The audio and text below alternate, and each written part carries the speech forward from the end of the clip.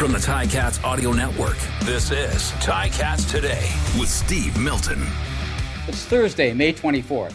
On Queen Victoria's 205th birthday, this is Ticats Today, and I'm Steve Milton.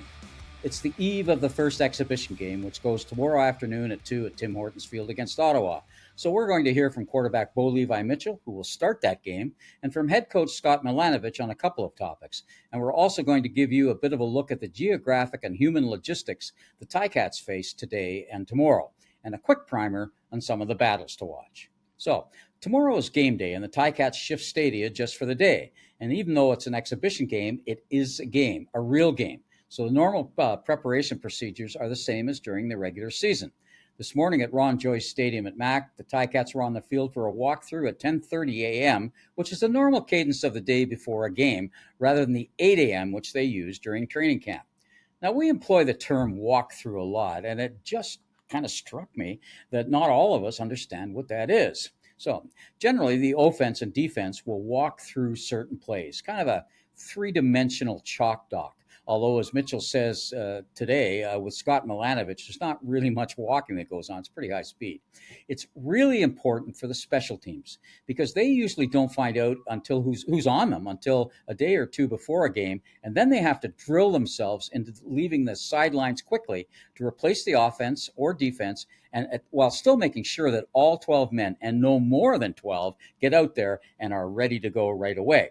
So here's Milanovich on the general purpose of day before walkthroughs. It's almost like a quiz of responsibilities, assignments, alignments, adjustments.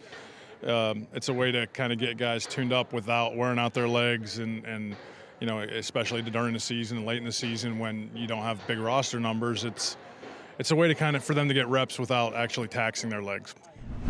Milanovich says he's looking for players to be sound in their assignments and to play with intelligence and physicality. He wants them going after things at high speed, not being hesitant and being confident in their jobs. He emphasizes that this is a big opportunity for players, particularly first-year players, but also returnees, to show that they belong here.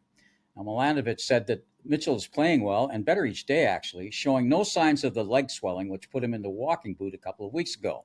He'll start, and number 2, Taylor Powell, will take over from there.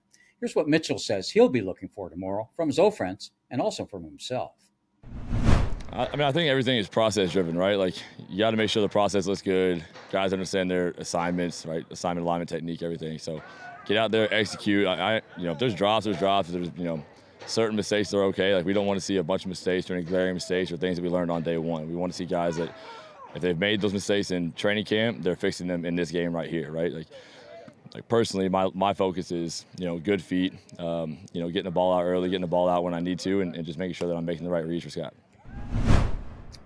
Now, it's reasonable, of course, to ask if Mitchell, who was hurt twice last year, would like to take a hit early in the game. He, as usual, had no trouble facing that one square on. Oh, yeah, I think anytime early in the game that, a scramble happens, you get tackled or something, like everything just kind of locks yourself in. So I think anytime you can get out there and get hit, all of a sudden you feel like you're in the football game. Preseason, you're untouchable.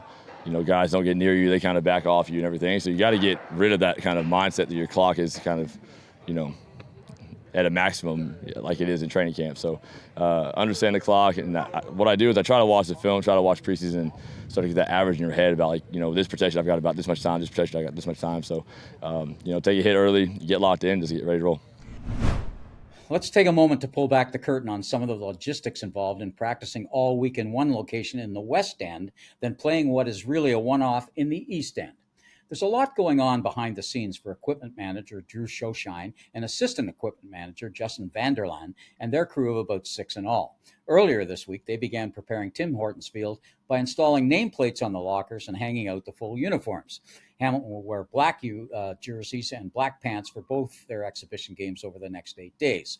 And they have to make sure that everything else for a normal game day is ready to go. A quick note here, the nameplates on the back of the jerseys are steamed on for training camp, but when things become more permanent in the regular season, they're sewn on. Now, they also have to have a couple of extra plates for the sweaters and for the lockers ready to go in case of new arrivals today or unexpected injuries that put someone into uniform tomorrow who wasn't originally planned to be. The equipment and training staff treat this a little bit like a road game, so there's already a pre-established packing routine, except there's a lot more players, over 80 for tomorrow's game. Right after today's walkthrough, the players started to put their cleats and other stuff in bags, and the staff began loading those bags onto a big truck. And then they'll wait until a training staff finishes rehab and extra therapy and load all of their stuff onto the truck. Then they'll all head to the stadium, where they hope to be done about 6 or 7 tonight. And remember, they started at 6 or before this morning. The team will have breakfast at the normal dining room in the McMaster residence tomorrow morning, but they're also being provided with something like, I think it's 110 Booster Juice Power Shakes by the Refueling Station, which is a small food and snack bar in the David Braley Rec Center right beside the stadium. Then the players will be transported to the donut box by bus between 6 and 7 tomorrow morning because it's a matinee game. Some of veterans who live in town may drive their own cars to the game. They're allowed to do that. Then tomorrow night, the staff does everything in reverse, moving things back to McMaster and loading up the washing machines, laying out the equipment in the locker room for when practices, which resume on Monday. A small note here. The Guardian caps, those kind of mushroom-like helmet covers, which players must wear in every practice all year because they disperse the force of impact across a large surface. They're not being worn by any players that we know of tomorrow, although they have the option to, should they want to. So those mushroom caps will remain at McMaster, although there are spares at Tim Hortons Field if any player has a change of heart. All of this is physical, and it takes a lot of planning for both the training and the equipment staffs. Back to tomorrow and to the field. Here are some of the battles for positions that fans should be watching. At defensive back, keep your eyes on number 27, David Vereen, who will start.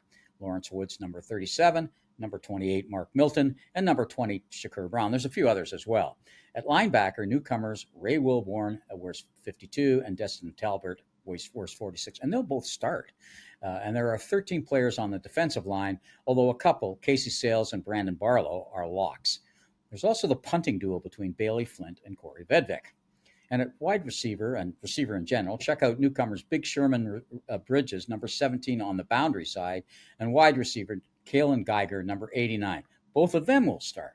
And make too sure that you focus on 6'6" TJ Vashir and tight end Michael Ezek, who wears number 84.